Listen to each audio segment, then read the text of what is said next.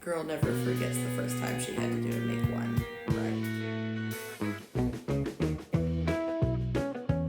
Today I have a special episode for you, going over some projects that aren't working for me as well as they could, and I am going to do a little bit of a fix it February. Now I realize it's already halfway through February, so I'm getting a little bit of a late start on this, but it is what it is, and better late than never, right? If this bleeds into March, I'm okay with it. I think in the spirit of Fix It February, it's really just about getting started. I'm gonna go in order of easy to hard. So the easiest is actually a frogget more than a fix. I'm going to fix this by repurposing the yarn. So the first one is a pattern called the Coastal Sunset Celebration Shawl. And this is a shawlette pattern, and there's really nothing wrong with the pattern. Really what's wrong with this is that I was a brand new knitter when I knit it, and I'm not a huge shawlette fan, especially in this shape. So I think the pattern maybe just isn't right for me anymore. And also I was a new knitter and I made a lot of mistakes in this that are not really fixable without reknitting the whole thing anyway. And if I were choosing a pattern today, I don't think I would choose this pattern. So this is made with the Blue Moon Fiber Arts Cloud 9 yarn, which is a 10% nylon, 10% cashmere, and 80% merino base. And it's a beautiful yarn. It's soft. I don't remember what the colorway name was. I bought this at a yarn shop. There's a yarn shop in Cannon Beach, and I bought this from there. Shannon Squire is the name of the designer, and she works at the yarn shop. And I think chatting with her in the shop probably also influences me to buy the pattern, because I really liked her. She was very helpful. And again, this is a beautiful pattern. I don't say that you shouldn't knit the pattern. It's just not for me. Some of the issues I have, and maybe you can tell just by the way I'm holding this, that bind off is solid as a rock. This is before I learned any bind offs other than the one you learn as a beginner, where you just pass one stitch over the other over and over again. That is the bind off I use here, and I actually cannot believe how tight it is. As not stretchy as that bind off often is, even now, I think that if I just rebound this off, it would fix it a little bit. But I think that my gauge is a little bit off throughout the pattern. And also for the selvage stitches, I think I must have held the yarn in the back instead of in the front, because the edges curl really badly. And I did block this, and I blocked this hard. And this is how it ended up. So the major problem I have with this really is that I don't know how to style it. I've never figured out a good way to style it. I think I've maybe used this twice since I knit it, and I knit this 10 years ago when I first started knitting. So this is getting frogged. I think the yarn is going to be repurposed maybe for a sport weight pair of socks. I know there's a lot of cashmere and merino in this. That's maybe not the ideal base for socks, but I think the colorway would be really pretty in socks. I only have a skein left. I think just this frogged yarn would probably make a shorty pair of socks for me just by itself, but I also still have the rest of this yarn in a ball. So I think later in this episode I may show you how I like to frog projects, so I might sit here and frog this right on video. All right, next easiest one is the 3-color cashmere cowl by Locatelli.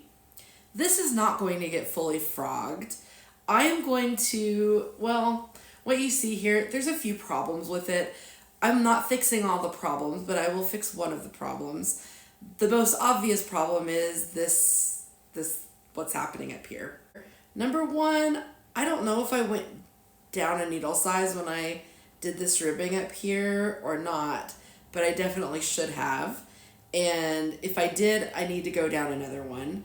And then the other thing is, I really wanted a nice stretchy bind off for my ribbing, and I think I went up in needle size for the ribbing bind off, or I did it in pattern, or I think I did both. Yes, it looks like I did both. And something that I've learned actually relatively recently is that's not, you do end up with this flare a lot of times when you bind off just in pattern on ribbing. And especially if I went up in needle size, it's not surprising that this happened. And so today, if I were knitting this, I would do it differently.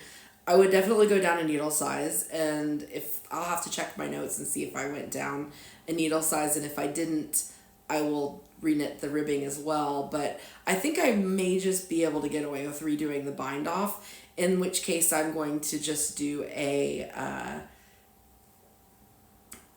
I keep wanting to say Kitchener, but doing an Italian bind off along the edge here, because I know that that is stretchy enough, but it also doesn't flare like this. But given that it looks like it almost looks like it's flaring not just at the bind off, it looks like it's flaring throughout. So I need to go down some needle sizes, 1 or 2. So this still, and I'm going to just state here that I don't think this fixes every problem with the pattern. One other problem with the pattern is I didn't do a very good job with my jogless stripes. I would do this differently today as well. And then the other thing that I would change is actually, I probably would have only knit half this pattern or cut some of these sections a lot shorter, because I'm just not a big fan of cowls that are this long, thin tube. Just not my cup of tea for either style or for comfort. But I'm going to give this cowl another shot, and right now I'm only going to fix that one ribbing section. So this is what it looks like on me. And this is usually, I believe, when I've tried wearing it, this is how I've tried to wear it to kind of hide the flare here. But it's really hard to avoid. And yeah, and I think there's a reason why everyone wears it like this in their pictures, because it's the only way you can see all of the work you did. And you know, I like that. It's a beautiful cowl, and I really enjoyed making it. This was knit in Knit Picks palette, by the way. One of my knitting group friends gave me three balls of Knit Picks palette, and I really didn't know how to use Ravelry that well back in the day. This wasn't when I was a beginner, but I made this maybe 4 or 5 years ago when I started knitting again after quitting for a while. And yeah, I didn't know how to use Ravelry very well, so I looked up 3-color patterns, and this is one of the things that came up. But it needs to get fixed, just this section. And then I'll try wearing it a little bit this winter while we still have winter left. If I still don't like it, I will either gift it to someone who likes this style of cowl, or I may frog it for the yarn also.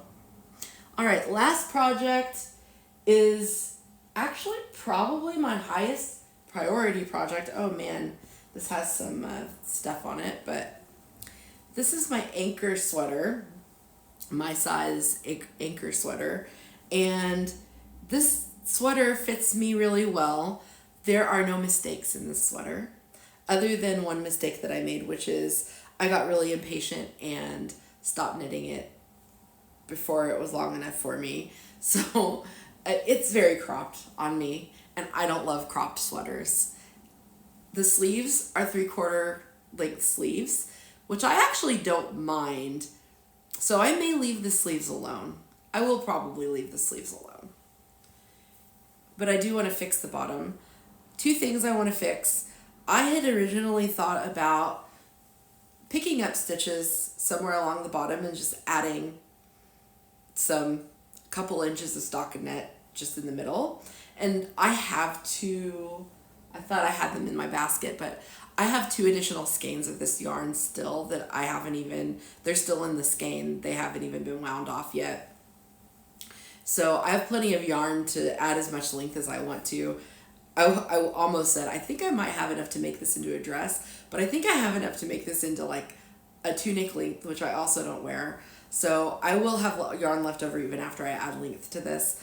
The other thing I want to do though, and the reason I'm not going to cut into this and just add the length in the middle, is I actually think that I'd be better off with, or more proportional with, a little bit longer ribbing at the bottom. So I think I'm going to go maybe an inch, inch and a half of ribbing instead of the current, I think it's just 1 inch right now. And if I did anything to the sleeves, that's probably what I would do too, is I would just add a little bit more ribbing to the sleeves, but I probably won't touch them right now. I think for now I will just frog this, and I'm probably going to end up cutting a good amount of the bottom off because this, I used an Italian bind off, and those are not fun to unpick. And especially, I've worn this sweater as much as it's maybe not the right length for me. I've just been wearing shirts underneath it and wearing it anyway because I do like it and it fits really, really well aside from the length. So I will be fixing this, and I know I will get a lot of wear out of this when it's the right length and I don't have to always be wearing another shirt underneath it. So I'm looking forward to this. This is, I don't know if I mentioned it before, this is the Anker sweater, my size, by PetiteKnit.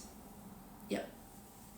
And I think that's all I have in my basket. Like I said, I have other things that I probably should fix, that I would like to fix, but I don't want to bite off more than I can chew. This is all I'm willing to go put back on my needles for right now, which is really just 2 things to go fix.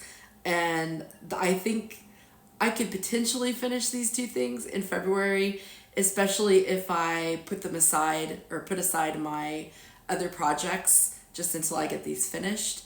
And if not, I'll continue them into March. It's not the end of the world. So I'll break away now so I can kind of show you how I frog. First, I'm going to find where I did my bind off, which was one of these ends, and I think it was this one. So yeah, here goes nothing. Here it comes. Snip.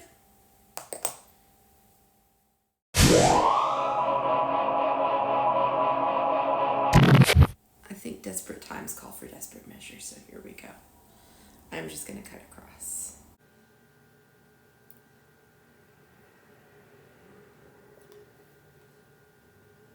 It's okay, guys, I'm a spinner. This is just going to be texture for some art bats. Oh.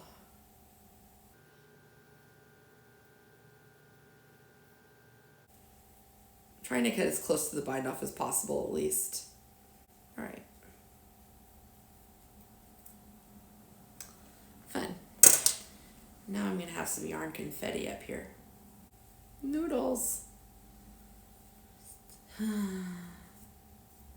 Making noodles. Right. All right.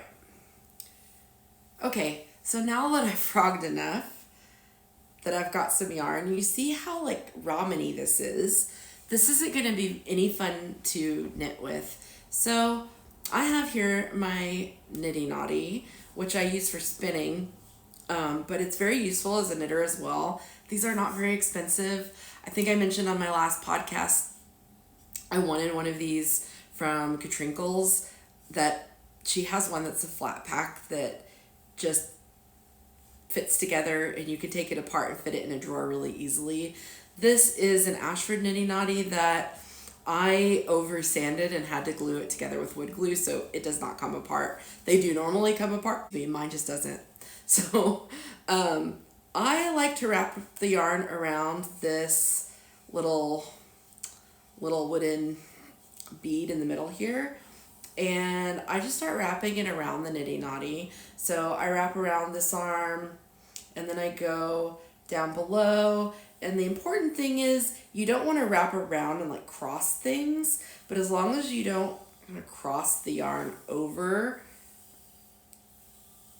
that works. So I just keep wrapping it around the niddy, around and around, and it's frogging, it's pulling out of my work as I go. So I'm pulling it out of the project while I'm wrapping it around the niddy noddy. Now, if you have an Amish Swift, and I do have an Amish Swift, and maybe I should have used that, but I would have had to set up, I think the camera angles, I don't know how I would do that right now. So the niddy noddy is a little bit easier for capturing on camera, and the Amish Swift is an easier way to do it overall. So I'm basically just reskeining this. So I'm going to finish reskeining this and then I'll come back on.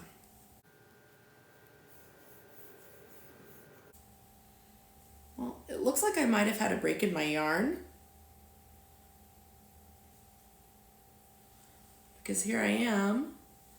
I've reached the end, or an end.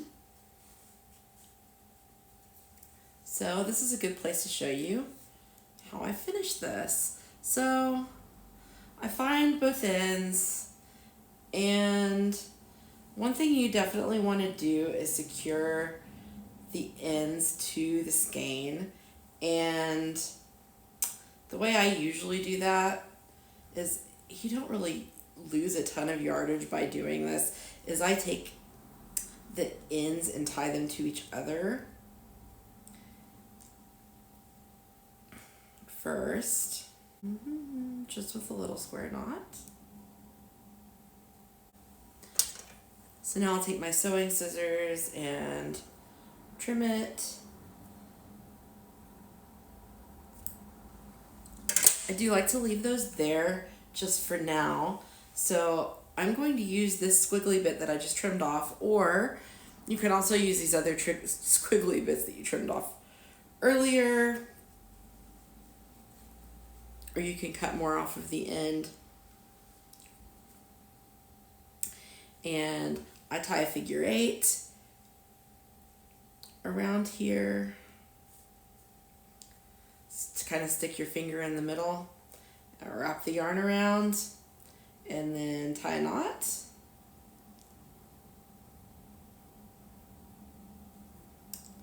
A little double knot. I don't like this one to be very tight. I do like when I tie the ends together, I like those to be tight, but the figure 8 ties, I don't usually get those very tight. I'll trim it. And you want, 3 or 4 of these around. You can maybe get away with 2. I like to do 4 because we're going to take this off the niddy noddy and wash it, and you want this to not get tangled up. So the more figure 8 ties you have, the less likely it will tangle, and the easier it will be to twist it back into a skein.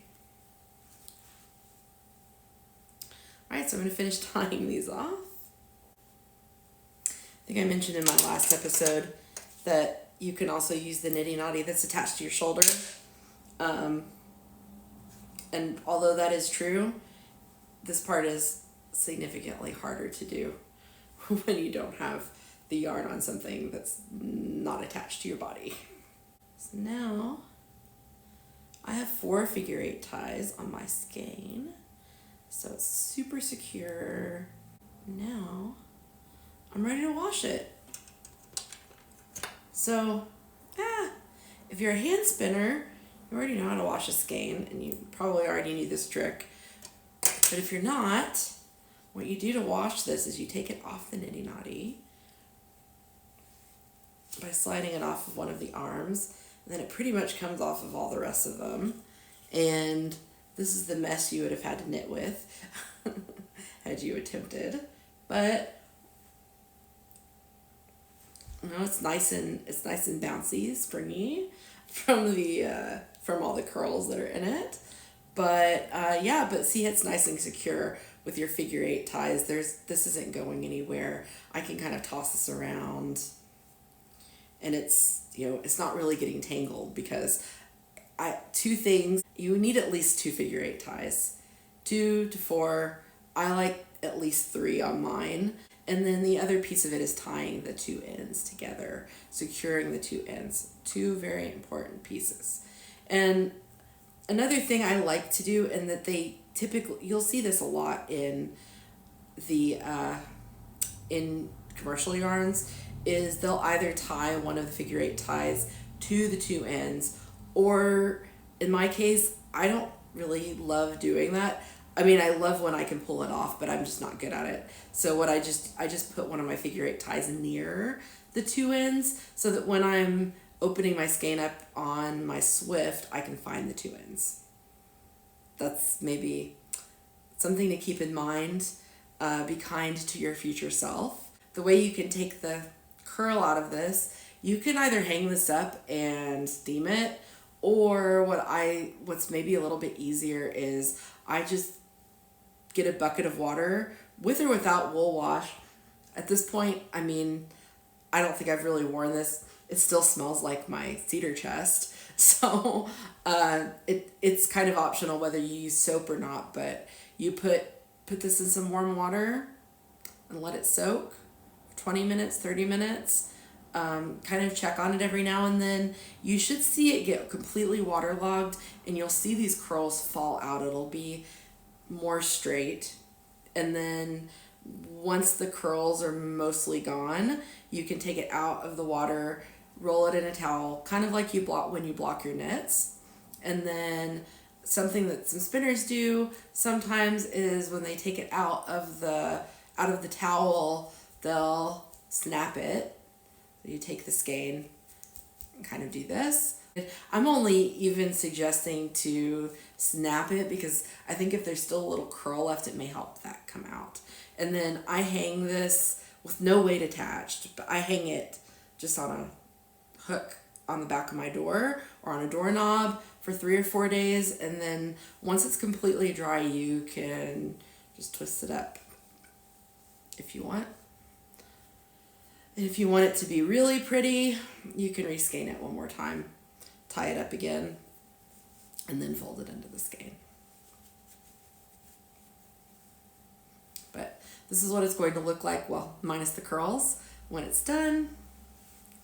So yeah. So I've got my skein back now. I'm gonna knock the curls out of it.